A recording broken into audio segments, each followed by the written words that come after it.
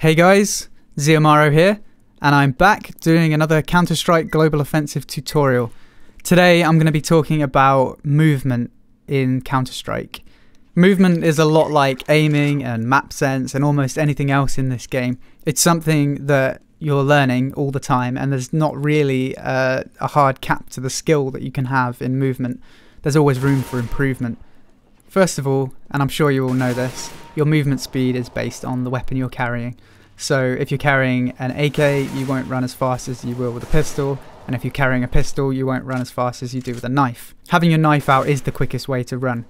However, having a grenade out or the bomb makes you run the same speed. If you're still quite new to this game, I'm sure you've been in a situation in a deathmatch or any other kind of match where you're trying to hit someone and you just can't hit them. Your aim feels like it isn't too badly off, but they're just very hard to hit. Now, there's two things that you can work on in this situation. Number one is to get better at aiming, which you'll be able to do over time through exercises, which I've explained in some of my other tutorials. And also improving your own movement. Make yourself harder to hit. Unfortunately, movement isn't just as simple as moving more. If it were that simple, then there wouldn't need to be a tutorial on it. In Counter-Strike, you're only accurate while you're at a complete standstill. So if you're moving at all, then your accuracy is going to be all over the place. So the trick to being able to move and being able to shoot accurately at the same time is a technique called Stutter Step. Now what Stutter Step means is to strafe in one direction, so say you're strafing left, and when you let go of the left button, you're still going to slide a little bit. The weight of your character is going to carry you to the left a little bit more after you let go of the button. So during that time, you're not going to be completely accurate. So to correct that, you tap the opposite direction key. So in the case of strafing left, you would quickly tap right. You'll have to practice this yourself to really master the technique, as it's something that does take a bit of practice. If you tap it for too long, then you'll end up going back in the other direction. To be honest, it really is a tap. I don't think you can press it too little. So have a little practice of that, see how you get on with it. And then the trick after that is the coordination between both of your hands. So you strafe to the left, tap right, and at the same time fire a few shots. Then you strafe to the right, tap left, fire a few shots. You don't always have to go left, right, left, right. In fact, sometimes it's better to go left, left, right, right, right. Just keep it random. Make your movement as unpredictable as possible. This is something that you can just keep practicing in deathmatch or something like that. It's something that everyone's improving over time. It's something that I'm actually focusing on quite a lot myself at the moment, and it's already upped my game a little bit. The next thing I want to cover is shoulder peeking.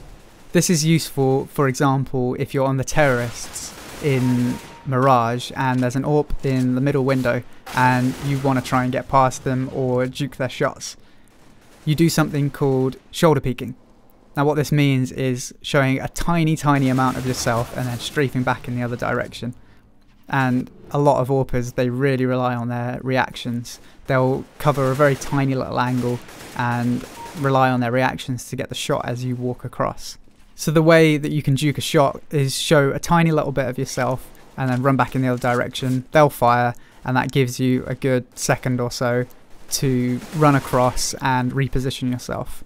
Alternatively, if you're feeling very confident, then you can pre-fire the place where they were shooting from in the hopes that you'll pop them before they pop you. This is always a bit of a risky move because they can always end up doing the same to you. So you've really got to gauge the skill level of the opponent before you do something like this. Something you can do to make your shoulder peeks a bit more effective is to have your knife out as you do it, because the movement acceleration is slightly higher when you have a knife out, and it makes it even harder for them to hit you as you peek. Of course, when you have your knife out, you don't have a gun, so if you do end up in a sticky situation and you need your gun out, then that'll put you in a bit of trouble. So you've really got to judge each situation individually. Those were the two things that I wanted to cover in this video. The stutter step in particular is a very important one.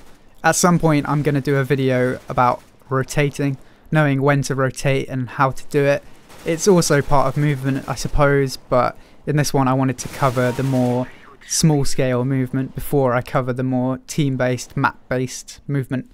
If you've enjoyed the video, don't forget to subscribe, give it a like if you want, and if you'd like me to cover anything else in particular, leave a comment, let me know, and I'll do my best to do it. But until next time, thanks for watching, and cheers!